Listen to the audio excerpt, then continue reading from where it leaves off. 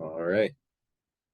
And with that, I think we're ready to start. So thank you again. My name is Adam Lind. I'm the Denver Parks and Rec Trails Program Manager and the Denver Parks and Rec Project Manager for this project, which is the South Platte River Trail improvements from Bayaud Avenue to Phil Milstein Park. Meeting tonight to talk about the conceptual design. Basically, we progressed our initial design to 30% and want to give some feedback opportunities and information to the community and allow you guys to ask any questions that you may have.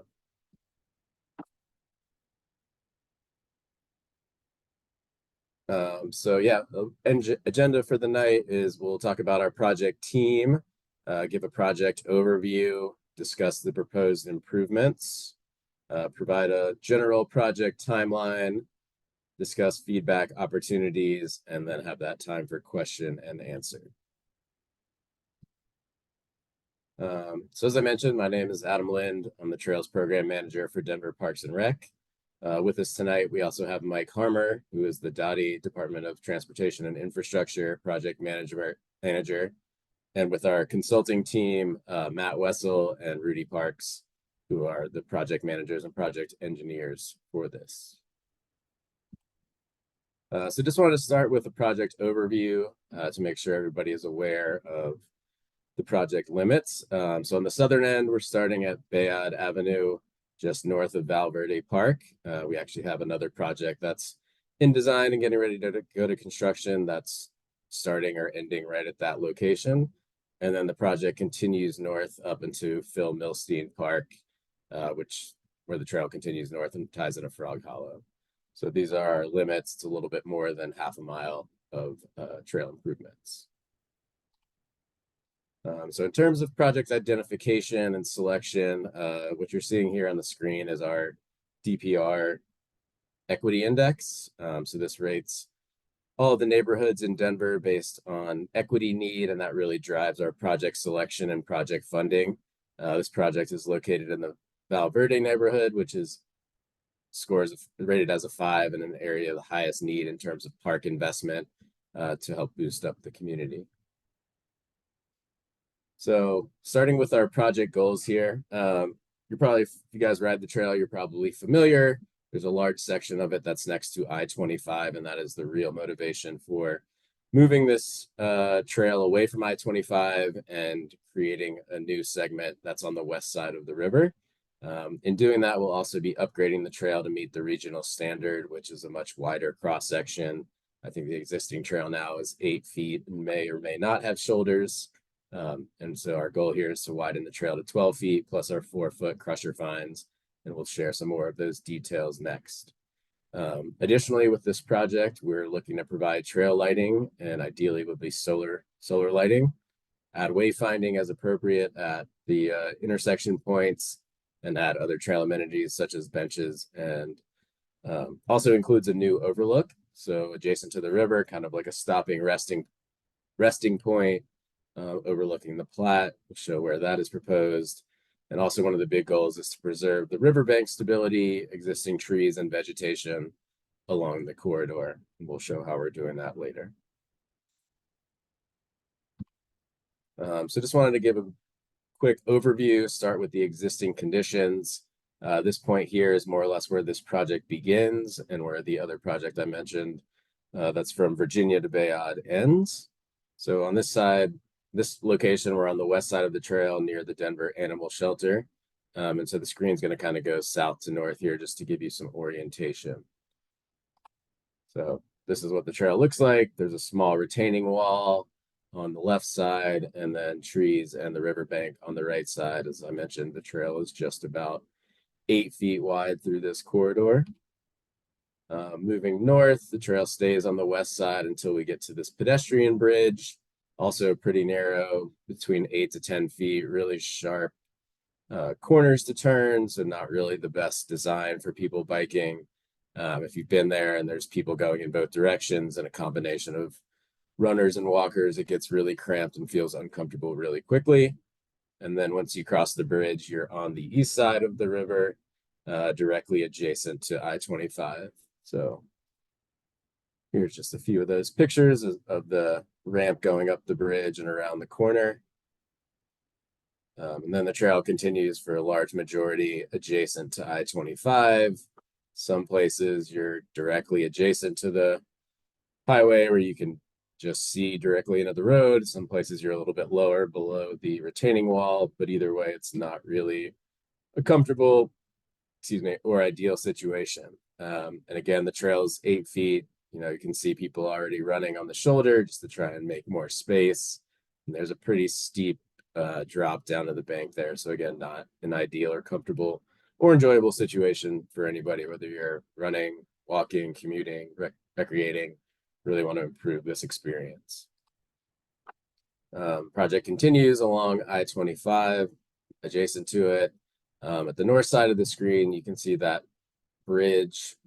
Again, if you're familiar with this area, it's been closed for years, and Dottie is actually proposing to remove that bridge in conjunction with this project at the same time. It'll be independently funded, but all the work will occur at the same time. And then moving north, kind of goes along and you start pulling away from I-25, have to drop under the railroad track there. And then the project point where it ends is kind of where the trail to the north that has been widened stops. So you can see on the left side of the screen here is that trail coming underneath the railroad bridge. And that elevation of that bridge is a real constraint. So it impacts some of our design choices, which you'll see later. And then on the right side is where we have widened the trail through Frog Hollow Park, 12-foot wide concrete, 4-foot adjacent crusher fines on the side. And that's the same kind of cross section that we'll be extending down through this next phase of the project. So in terms of funding, we have design funding and are underway now. We expect design to go from 2024 probably through 2026, and local funding of about $1.3 million. That design timeline is really driven by the fact that this project is in and adjacent to the floodplain, which requires a lot of additional analysis, permitting from FEMA, other associated causes, and also with it being federally funded.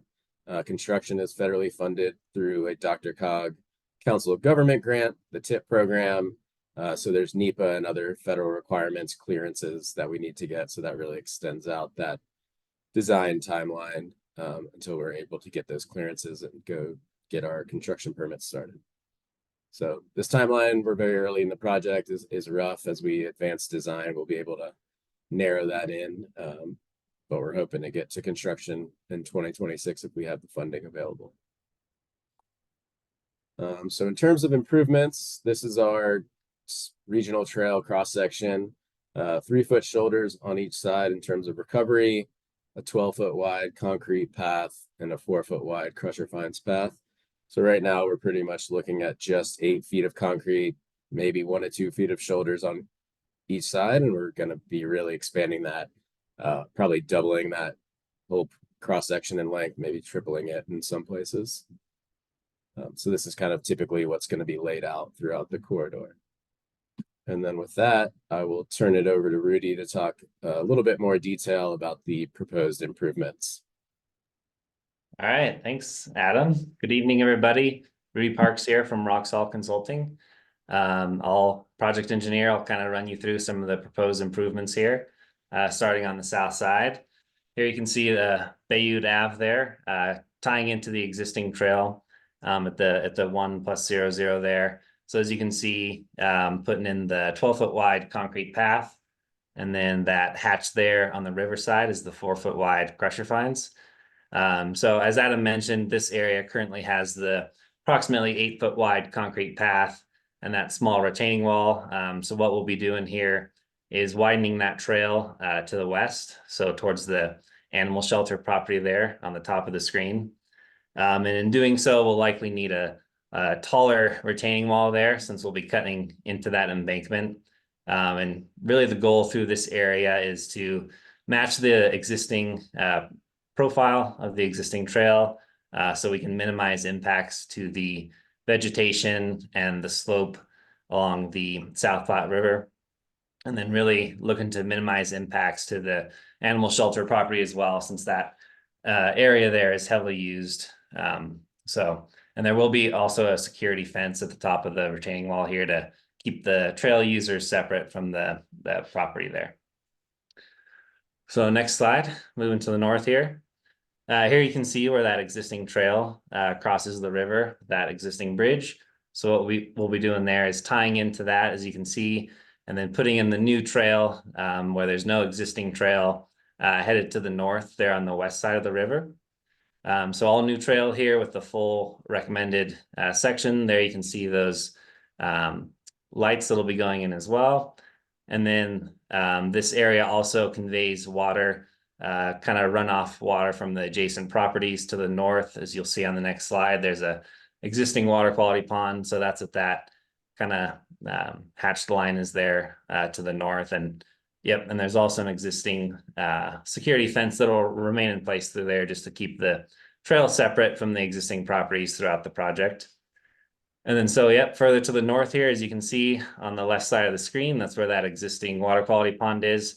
So also likely needing a fill retaining wall there just to minimize impacts to that pond. And then as we move north, here's that Third Ave bridge that Adam mentioned will be coming out. Kind of a constrained area here, but we're able to get the full section through there, as you can see. And then on the right side, there's an existing retaining wall along the trail. We're really trying to minimize impacts to that as much as possible while reducing impacts to the plaza on the north side of the wastewater building there as well. So finally here you can see the proposed PED bridge going across. So did have to raise up the profile of the trail there to work hydraulically. So we'll likely need some retaining walls there on the west side of the river for that profile raise. And then there you can also see kind of where that plaza area will be going in. And, yeah, that kind of overlook area. And then on the right side here, lastly, adjacent to I-25, you can see how the trail kind of snakes back and forth a little bit. The reason for that is to reduce the grades along the trail, just to make that more gradual and be accommodating for all trail users. So yeah, those are some of the highlights. Thanks, Rudy. Yep. Yeah, and as I mentioned, the BNSF Railroad, if you can see my cursor, is really our pinch point, and we've got to get the trail down or up, starting from that point to where our bridge needs to be. So in order to be ADA compliant, we actually have this slope at about 7.5% with landings every 30 feet. So we couldn't get it under 5%. There just isn't enough room. And due to the existing retaining walls on South Platte, we couldn't really push the trail further to the left of the screen, further south. So our bridge location is more or less set. I think we're going to keep looking at this curvature and seeing if there's any room to lower the bridge profile and save us a little bit. But for the most part, there will be a little bit of this S curvature to make it ADA compliant from the new bridge to get underneath the BNSF bridge with any type of clearance.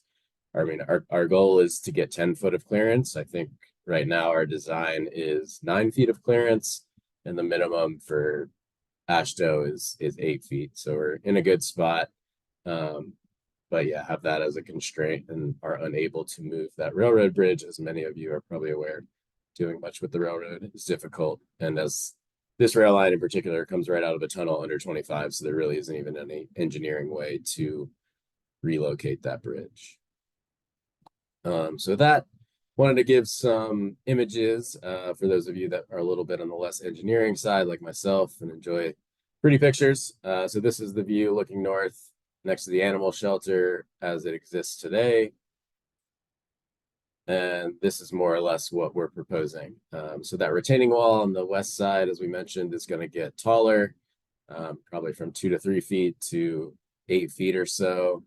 We'll have a 2-foot rumble strip between the wall and the trail as like a paved shoulder, 12-foot trail, and then 4-foot crusher fine adjacent on the riverside. So that when it does rain and there's some movement of the crusher fines, it doesn't get caught up on the trail.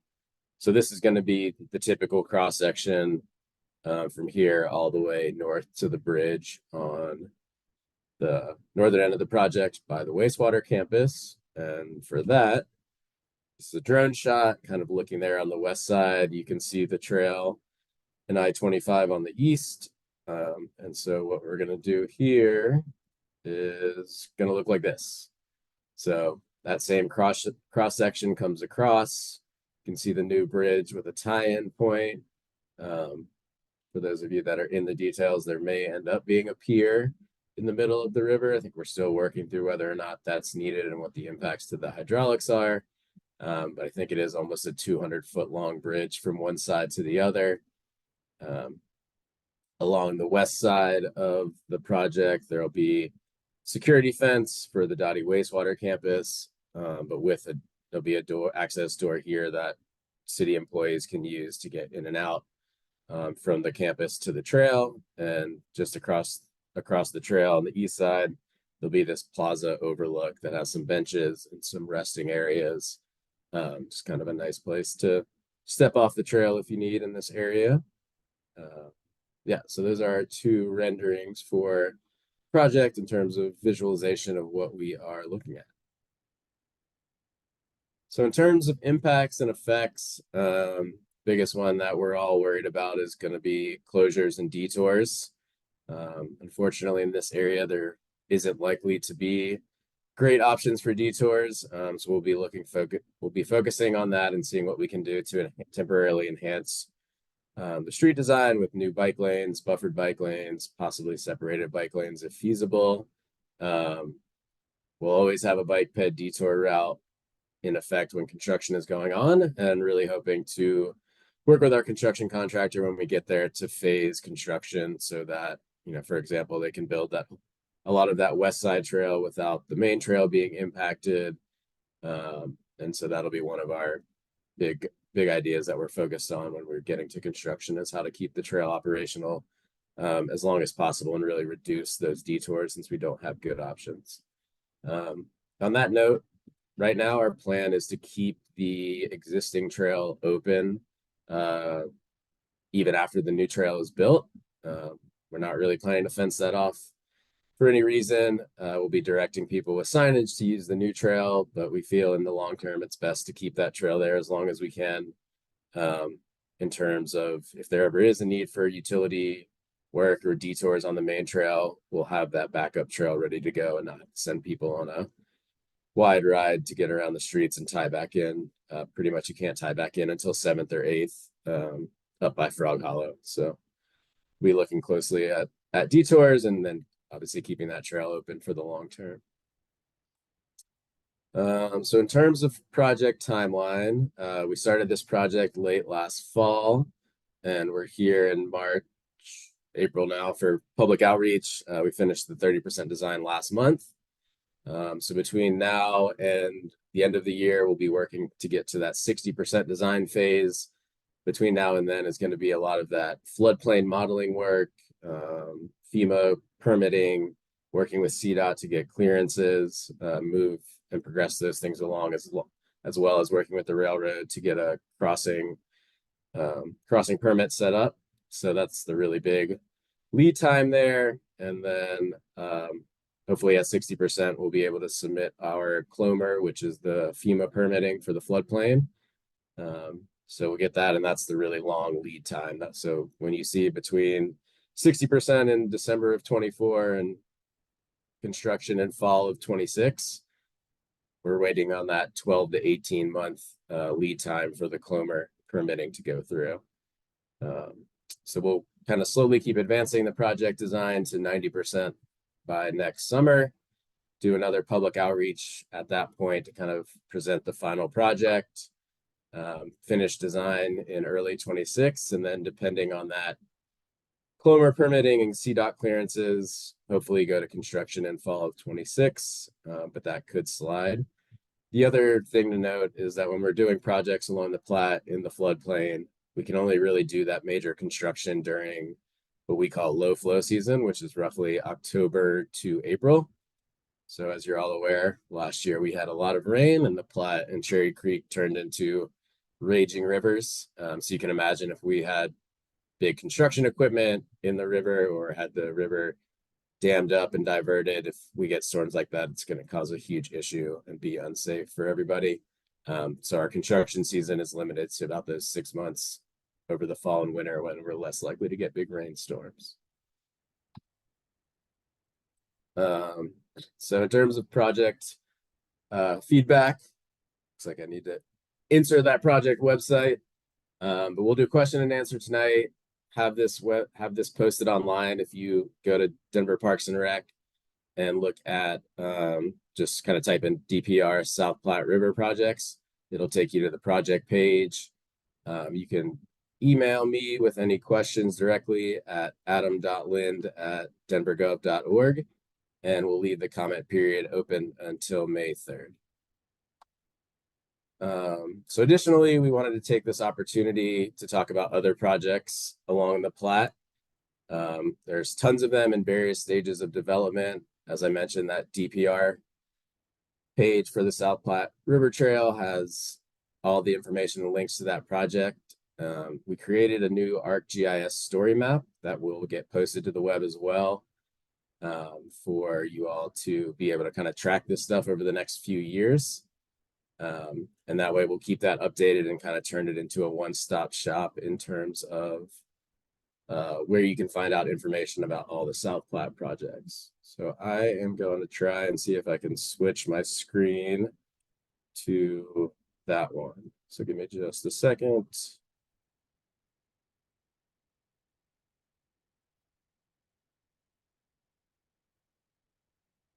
I think this is it. You guys can hopefully see this.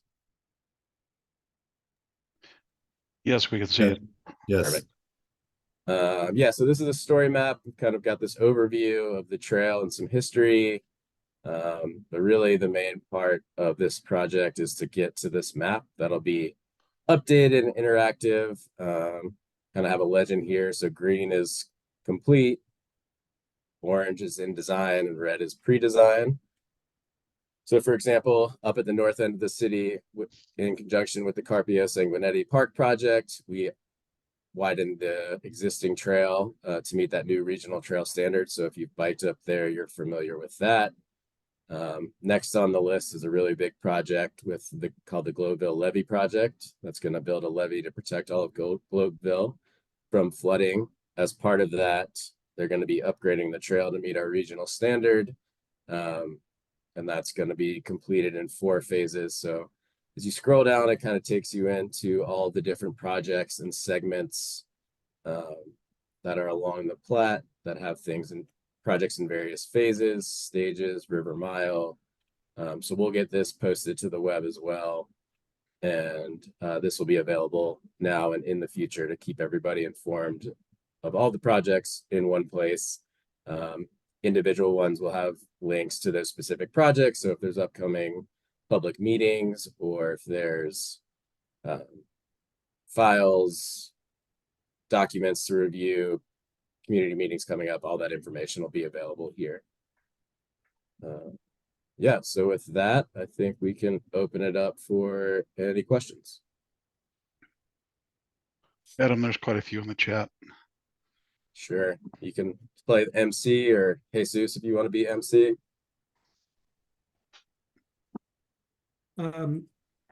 Sure, and also for those if we're misrepresenting your question or not answering it, feel free to let us know.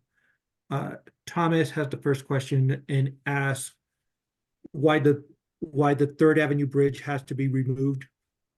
From so the bridge team has inspected that bridge a while ago, and it's structurally Deficient. Safe, more or less, to be there. It can't really even handle pedestrian loads anymore. So that's why it's been closed to pedestrians, and with it not being functional, it's just a maintenance liability. And so in terms of safety and with this opportunity to get in there when we're already in the river, they've decided to remove that structure.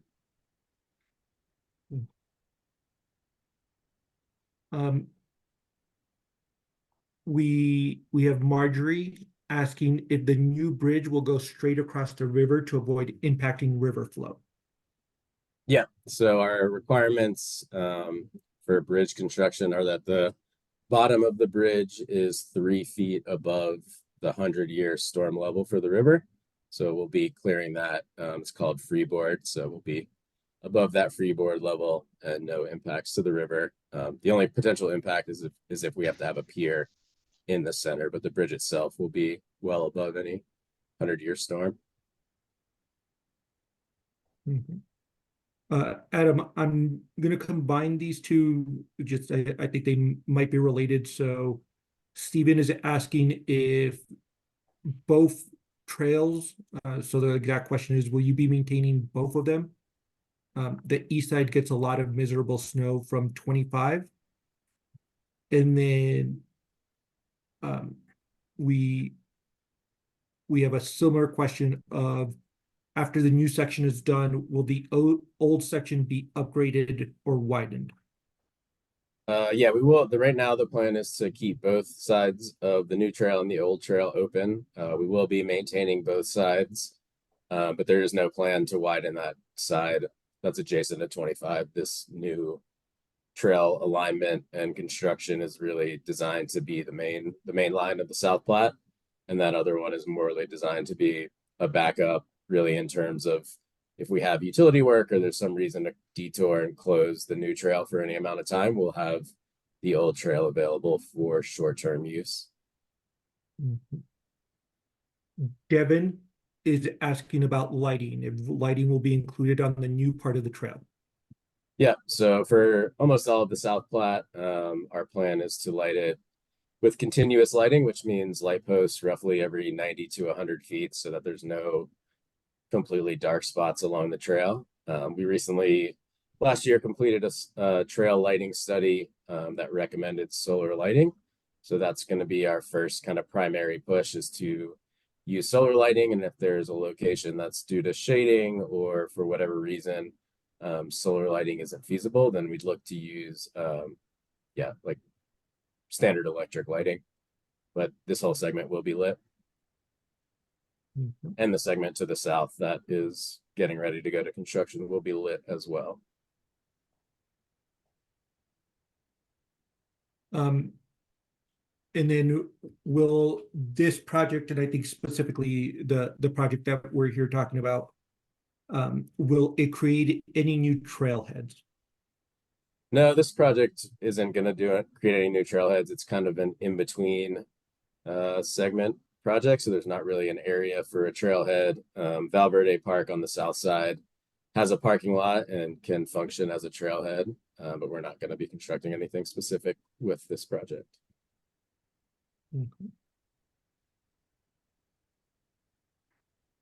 Or now those are all the questions that we have, Adam. Cool. Again, if there are other questions, feel free to chat them and let us know. I'll just remind everyone that this is being recorded, so if you came late and want to see more details, they will be online at the South Trail webpage, and so we'll have that all there.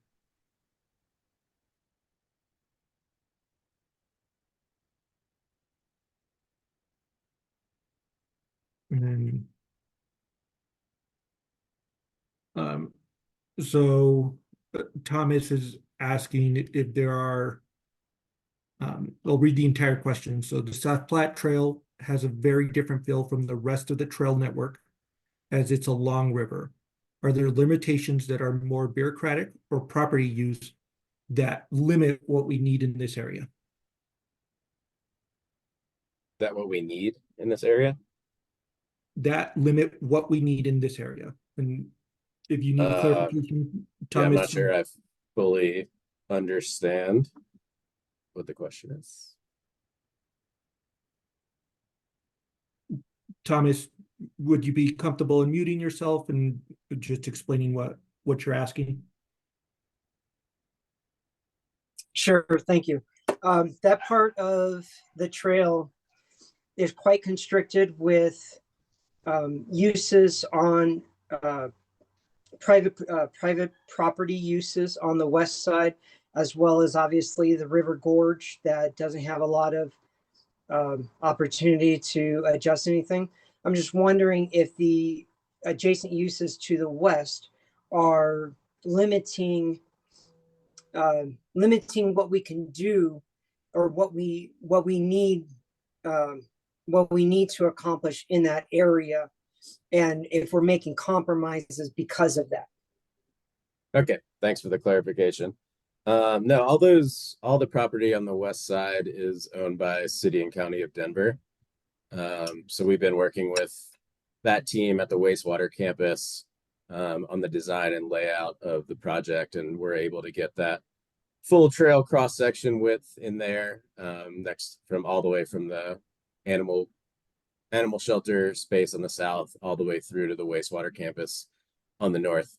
So we have plenty of room for that. We'll be adding in amenities along the trail and also looking to do tree planting and other things for shade and kind of to restore any trees that are removed. DPR has some pretty strict tree mitigation requirements, so we'll be looking to do tree planting in corridor and in the surrounding neighborhoods with that. So yeah, we're able to get the cross section and the full design that we want, and we're really with this one we're able to do that all without having to build retaining walls on the river, which is not the case in not the case everywhere along the trail. And we've got some new projects that are building retaining walls. So really glad that we're able to get this section in, at least on the river side, without putting in a retaining wall and having to remove all that vegetation.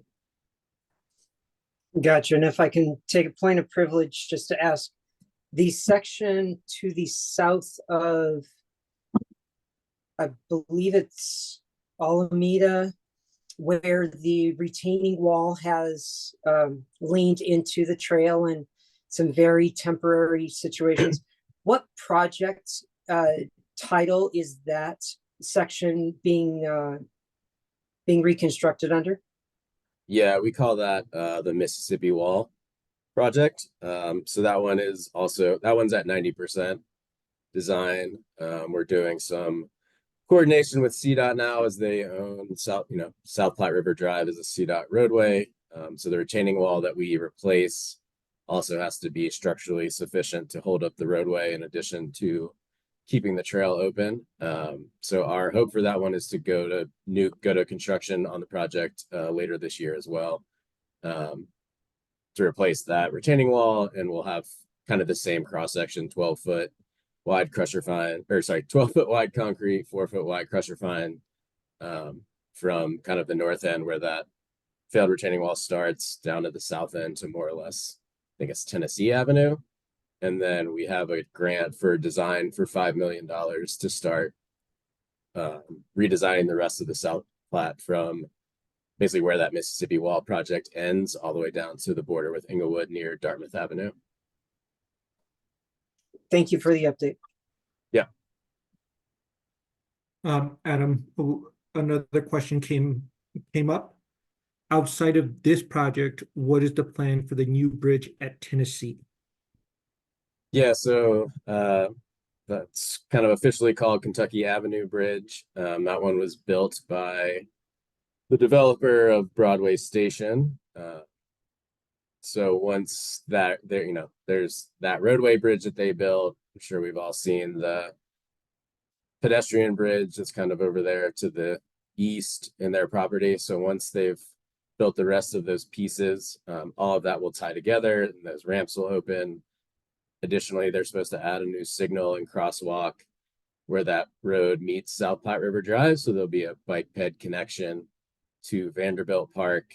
And that bridge is going to have like a two-way, I think it's going to have a two-way cycle track, two-way protected bike lane, and a really wide sidewalk on it. So there's like 25 feet or so dedicated to bicycles and pedestrians on that bridge, including that ramp that'll connect. But I don't have any information on timeline for when all those other developer improvements are going to be completed.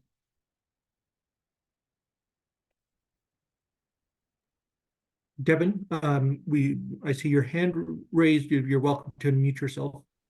Thank you so much. I'll follow up on that. Again, this project is going to be so awesome. It's just a game changer for the South Platte Trail. I'm very excited about it.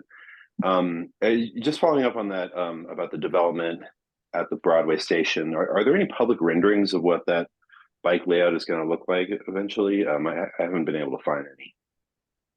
I am not sure either. Yeah. I can definitely look into that and see if there's some documents that we can find.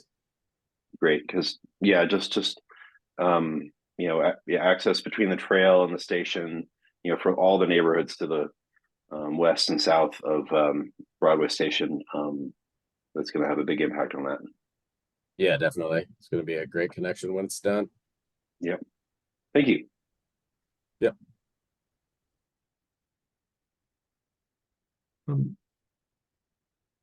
So Adam, I don't see any additional questions coming up. I don't see anyone with their hand raised.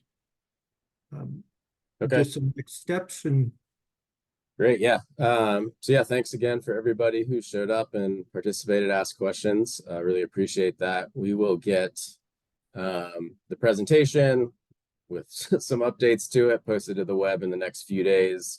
We're working to finalize that story map. So that will be updated as well. And then I'll see, I think I can just go ahead and put this link in the chat. And this will take you to the South Platte River Trail project page for Denver Parks and Rec. And so that's where kind of our, I don't know, I'll call it our 1980s Word doc version of all the projects going on lives. And we're going to update that with the story map. Both of them will be there, but that story map is really going to be where we put all of the main effort and energy into updates. But everything will link back to the individual project pages. So yeah, again, questions, comments are open until May 3rd, and we will keep you all abreast of any future updates. Thanks again. And then just as a reminder, this meeting has been recorded both in English, Spanish, and Vietnamese. All 3 recordings will be on the website that Adam put on the chat. All right. Have a good night, y'all.